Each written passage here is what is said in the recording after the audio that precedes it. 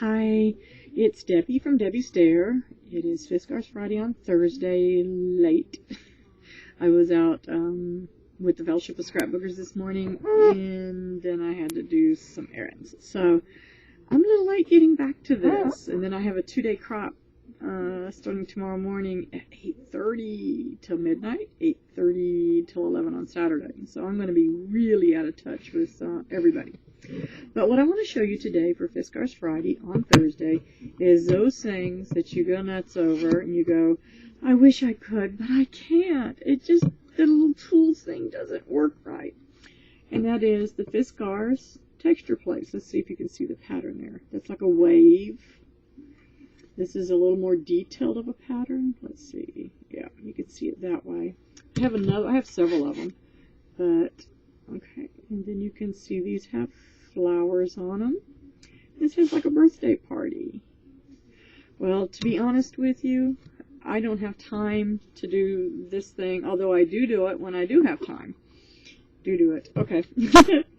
So when I have time, I do it that way, but oftentimes I'm doing things in mass. So Laura Casey, one of the Fiskars of the Year, had challenged us to do a state ATC card swap. And of course I wait to the last minute to get it done because it's due May 1st. So what I'm going to do is show you how to do, and I did this on my cards, what I want to show you how to do is to do these a little more quickly than you usually would. So I'm going to bring you on down. Yay, down, down. I always like going down. I really like the Disney Sea Ride going back up.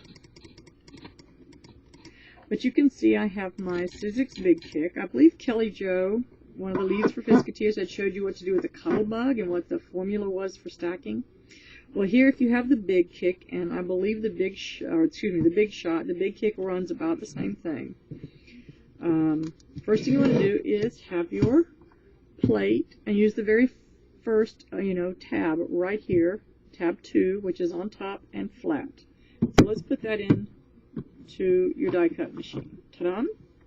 The Big Shot and the Big Kick and the cuddle bug is all wide enough to use your Fiskars plates. Now the last thing you want to do is try to force it through, because whenever you do that, you're going to break them. I know for sure. And I didn't ask Fiskars to replace that one because I knew better. Not that I knew better from them. I knew better that I actually shouldn't have done what I did. So I wasn't going to hold them for that one. What I'm going to do is the waves. It's coming up summer, and I really like that look. So I'm going to put this flat on the Big Shot plate. Now, you can buy separately from the Big Shot an embossing kit. It comes with 3 pieces. You've got a foam piece, and you've got one piece in here that's a little more flexible, and you have a hard plate. Well, we're going to set aside the hard plate. It's more meant for the smaller embossing plates that are out there.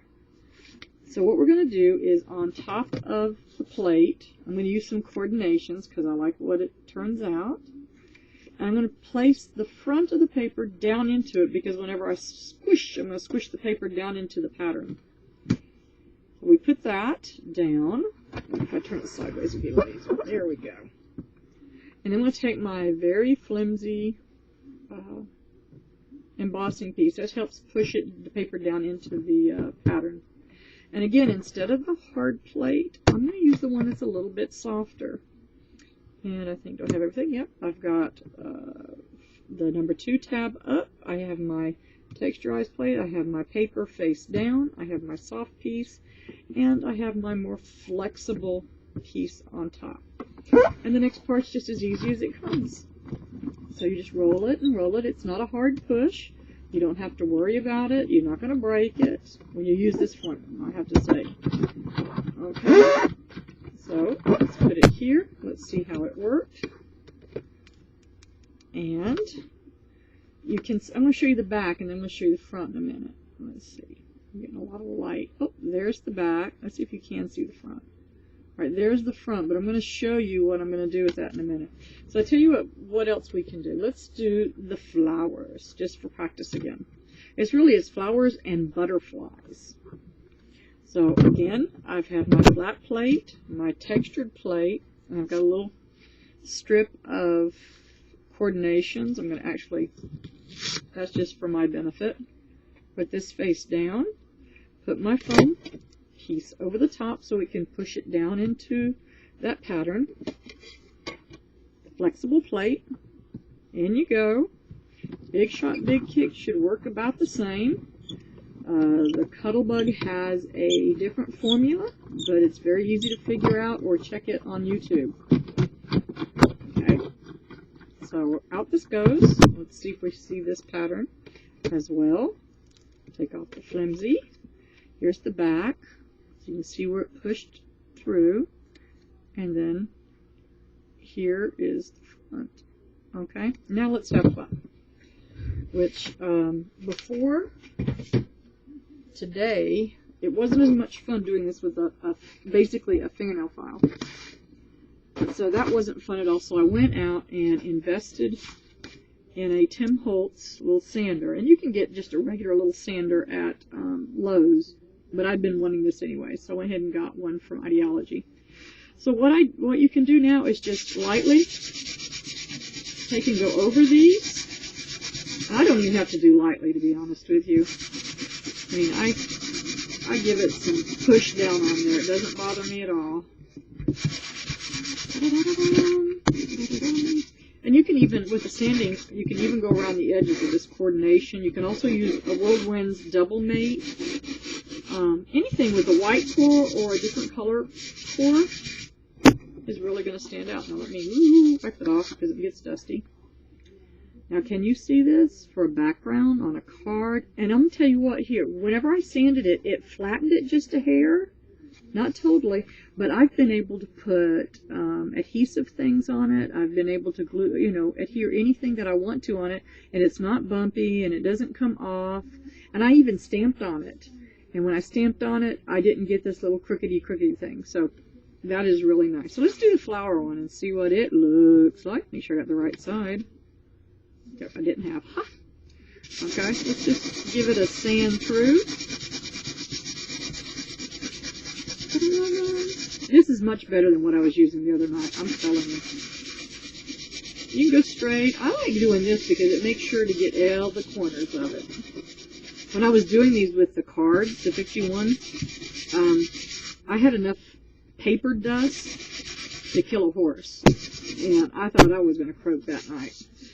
Coordinates makes this little duster thing that you can buy so that you can dust these off. I actually took a sort of halfway dry wet wipe and wiped mine all off for coordinations.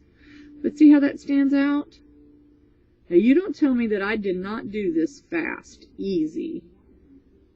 And it pops out there where a lot of people complain about it not popping out, not being able to see it very well, listening to the noise. You just watched me do it, and I got to chat and talk with you while I did it. So back up. Sea Ride, Disney. So that was an easy one. And the thing is that you make your own backgrounds. Of course, you can only go as wide as your paper, but then you can turn around and take some of these patterns and make flowers, make other embellishments with these. There's a nice swirl that Fiskars has that almost looks like Tim Holtz's Ranger swirls on his grunge board. So you can make your own pattern with that kind of swirl. There's some seasonal stuff that you can have. But Fiskars has quite a few of the templates, and they totally rock. Just do it the easy way. Okay? And again, using a white core paper and or like the coordinations or the Whirlwind, you get that different color look on it. Quick, easy. Love you guys. See you later.